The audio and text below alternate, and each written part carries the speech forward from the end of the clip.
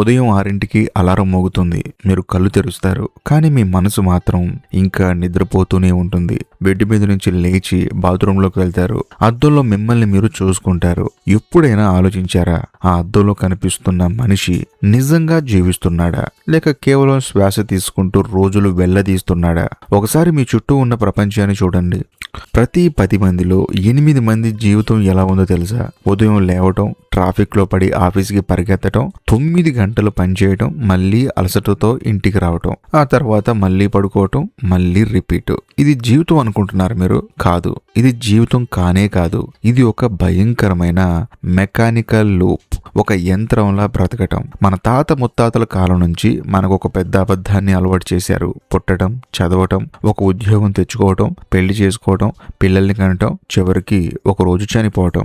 ఇదే సరైన లైఫ్ అని ఒక కట్టకటాల కేజీ తయారు చేసి అందులో మనల్ని నెట్టేశారు.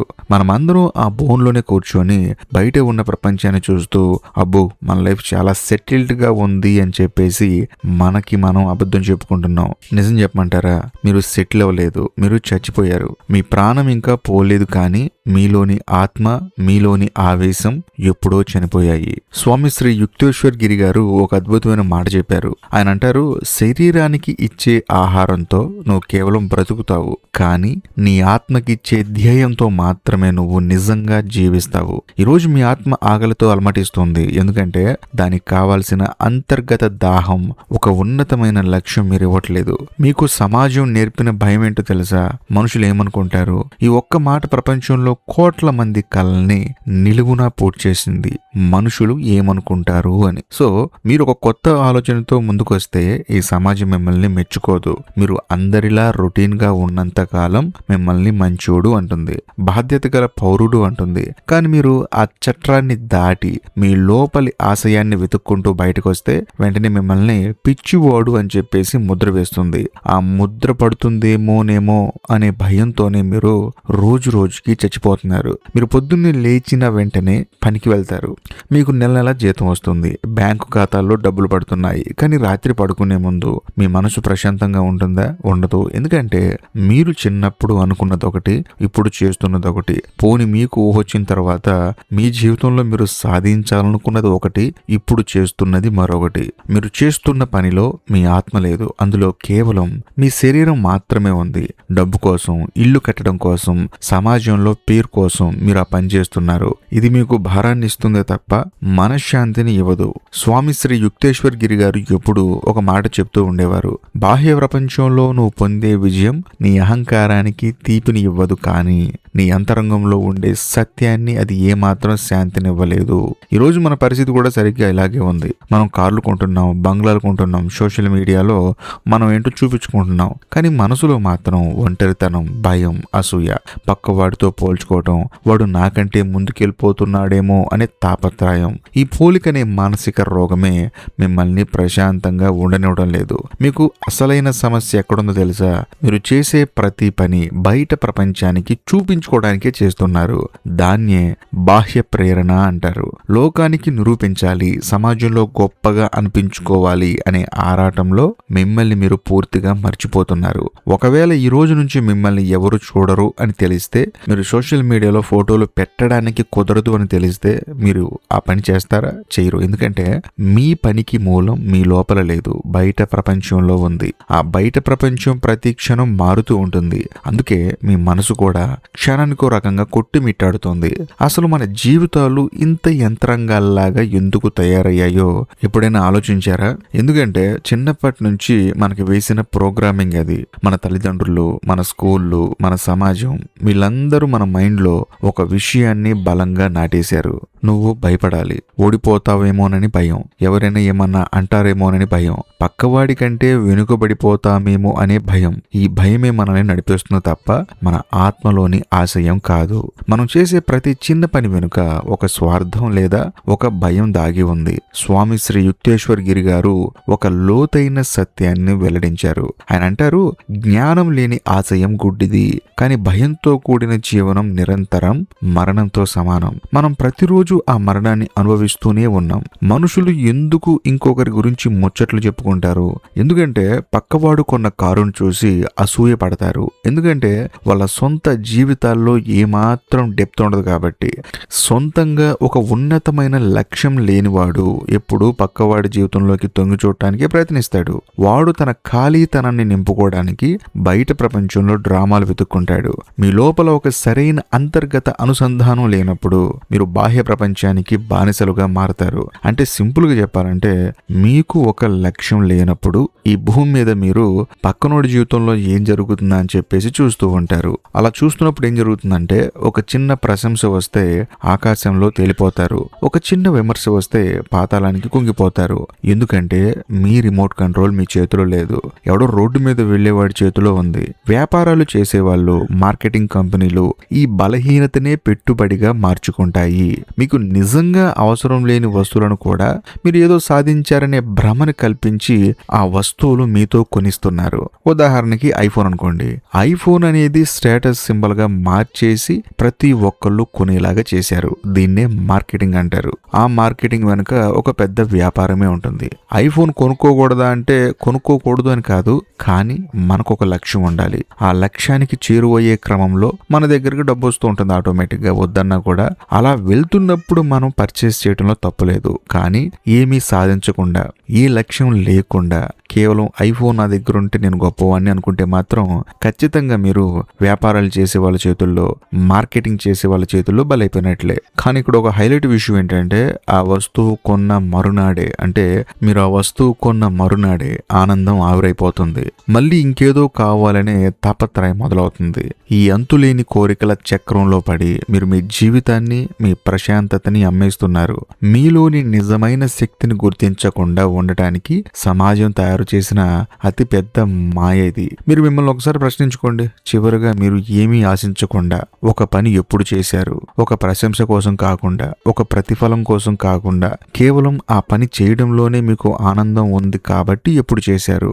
చాలా మంది దగ్గర దీనికి సమాధానం లేదు. ఎందుకంటే మన ప్రతి కదలిక వెనుక లాభం దాగే ఉంటుంది. మనం మనుషులతో సంబంధాలు పెట్టుకునేది కూడా వాళ్ళ వల్ల మనకేం వస్తుంది అని ఆలోచించే, ఆఖరికి దేవుడి దగ్గరికి వెళ్లి నమస్కారం పెట్టేది కూడా ఏదో ఒక కోరిక తీర్చమని అడగడానికి. ఇంత వ్యాపారాత్మకమైన మనస్తత్వంలో మనశ్శాంతి ఎలా వస్తుంది? స్వామి శ్రీ యుక్తేశ్వర్ గిరి గారు ఒక అద్భుతమైన సత్యాన్ని వివరించారు. ఆయన అంటారు, ప్రతిఫలం మీదే నీ దృష్టి ఉన్నంత కాలం నువ్వు చేసే పని నీకు బంధనమే అవుతుంది. పనిలోనే నిన్ను నువ్వు పూర్తిగా కోల్పోయినప్పుడు మాత్రమే అది నీకు ముక్తినిస్తుంది. మనం చేసే అతి పెద్ద తప్పేంటంటే ఫలితాన్ని పట్టుకొని వేలాడటం. ఒక పని మొదల పెట్టక ముందే దీనివల్ల నాకేం వస్తుందని లెక్కలేయటం. ఈ లెక్కలే మనలోని సహజమైన సృజనాత్మకతని చంపేస్తున్నాయి. మీరు ఒక పనిని ప్రేమిస్తే ఆ పని చేస్తున్న ప్రతి క్షణం మీకు పండుగలా అనిపిస్తుంది. అక్కడ అలుపు ఉండదు, ఆందోళన ఉండదు. కానీ మీరు కేవలం ఫలితం కోసమే పని చేస్తుంటే ఆ పని ఒక నరకంలా మారుతుంది. వారంలో 5 రోజులు నరకం అనిపిస్తూ శని ఆదివారాల కోసం ఎదురు చూసే దౌర్భాగ్య స్థితికి మనం వచ్చేసాం. సంపాదించిన డబ్బుతో శనివారం రాత్రి తాగి ఆదివారం తిని ఇదే జీవితం. వారం అంతా ఆత్మను చంపుకొని 2 రోజులు దానికి మత్తు మందు చల్లటం. ఈ మత్తులోనే మన 100 ఏళ్ల జీవితం కరిగిపోతుంది. మనం మనల్ని మోసం చేసుకుంటున్నాం. మనకున్న కొద్దిపాటి సమయాన్ని మనకేమాత్రం ఇష్టం లేని పనుల కోసం, మనల్ని అస్సలు పట్టించుకోని మనుషుల కోసం త్యాగం చేస్తున్నాం. ఈ బానిసత్వానికి మూలం మన అజ్ఞానమే. ఈ భ్రమ నుంచి, ఈ యంత్రంలాగా సాగే జీవితం నుంచి బయటపడటం ఎలా? మొట్టమొదటిగా మీరు చేయాల్సింది ఆత్మ పరిశీలన. ప్రతిరోజు రాత్రి పడుకునే ముందు మిమ్మల్ని మీరు ఒక నిశ్శబ్ద వాతావరణంలో కూర్చోబెట్టుకోండి. అంటే సైలెంట్ గా ఉండే ఏరియాలో కూర్చోండి. ప్రపంచం వైపు చూస్తున్న మీ చూపులని లోపల వైపు తిప్పండి. ఈ రోజు నేను చేసిన పనుల్లో నేను పర్సనల్ గా నా ఆత్మ సంతృప్తి ఎంత ఉంది? ఎవరికో చూపించుకోవడానికి చేసిన పనులెన్ని?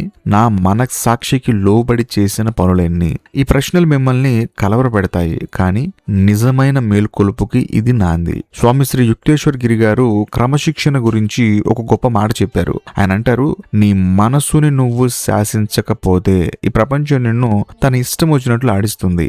అంతర్గత క్రమశిక్షణే మనిషికి నిజమైన స్వాతంత్రాన్ని ఇస్తుంది. మీరు ప్రపంచానికి భయపడటం ఆపేయాలి. ఒకవేళ మీరు ఉన్నతమైన పని చేయాలనుకున్నప్పుడు సమాజం నవ్వినా, మిమ్మల్ని విమర్శించిన దాన్ని స్వీకరించండి. లోకం మిమ్మల్ని ఏమన్నా అనుకోనివ్వండి. వాళ్ళ మాటలు మీ ఆత్మ కంటే, మీ అంతరంగ సందేశం కంటే గొప్పవి కావు.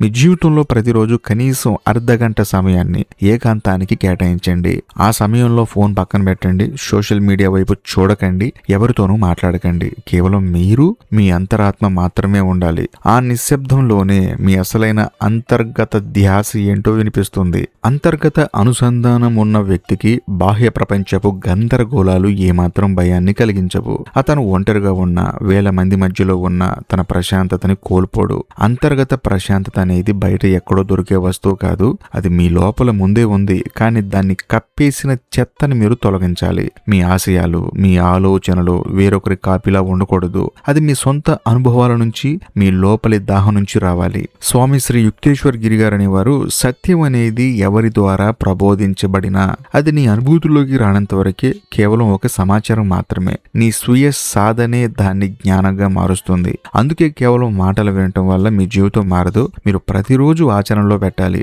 మీరు చేసే చిన్న పనైనా సరే అందులో మీ సంపూర్ణ శ్రద్ధ ఉండాలి. టీ తాగుతున్నారా? ఆ క్షణంలో పూర్తిగా మునిగిపోండి. ఒక పుస్తకం చదువుతున్నారా? ప్రతి అక్షరాన్ని ఆస్వాదించండి. వేరొకరితో మాట్లాడుతున్నారా? మీ మనసు ఒక్కడే ఉండనివ్వండి. అదే నిజమైన ధ్యానం. అదే నిజమైన అనుసంధానం. అలా జీవించడం మొదలుపెట్టినప్పుడు మీకు ఫలితాల మీద ఆందోళన తగ్గుతుంది.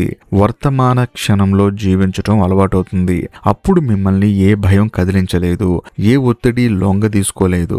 ఇప్పుడు అసలైన సత్యం వద్దకు వద్దాం. మీ జీవితం మారాలంటే ముందు మీ ఆలోచన దృక్పథం మారాలి. సమాజం వేసిన బాటలో నడవటం సులభమే, కానీ అది మిమ్మల్ని ఎక్కడికి తీసుకెళ్లదు. మీకంటూ ఒక ప్రత్యేకమైన మార్గాన్ని ఏర్పరచుకోవాలి. దానికి గొప్ప తెగింపు, అసమానమైన అంతర్గత ధైర్యం కావాలి. స్వామి శ్రీ యుక్తేశ్వర్ గిరి గారు ఎప్పుడు ఒక దివ్యమైన మాటని గుర్తు చేసేవారు. ఆయన అంటారు, బాహ్య పరిస్థితులు నిన్ను ఎప్పటికీ బంధించలేవు. నీ ఆలోచనలే నిన్ను బంధించేస్తాయి. నీ మనసుని అధిగమించిన క్షణాన నువ్వు ఈ విశ్వానికి యజమాని అవుతావు. ఈ క్షణం నుంచి మీ జీవిత బాధ్యతని మీరే తీసుకోండి. మీ బాధలకి, మీ అసంతృప్తికి పక్కవాడిని గాని, సమాజాన్ని గాని, పరిస్థితులను గాని నిందించడం ఆపేయండి. మీరు ఏ స్థితిలో ఉన్నారో అది మీ గత ఆలోచన ఫలితం. మీరు రేపు ఏ స్థితిలో ఉండాలో అది ఈ రోజు మీరు తీసుకునే నిర్ణయం మీద ఆధారపడి ఉంటుంది. మీ లోపలున్న అదైవికమైన అంతర్గత దాహాన్ని గుర్తించండి. మీ పనిని సమాజానికి చూపించుకునే ఒక ప్రదర్శనలా కాకుండా మీ ఆత్మని ఆవిష్కరించుకునే ఒక తపస్సులా మార్చండి. ప్రతి క్షణాన్ని కృతజ్ఞతతో నింపండి. మీకున్న శరీరాన్ని, మీకు లభించిన ఈ సమయాన్ని, మీకున్న అవకాశాలని గౌరవించండి.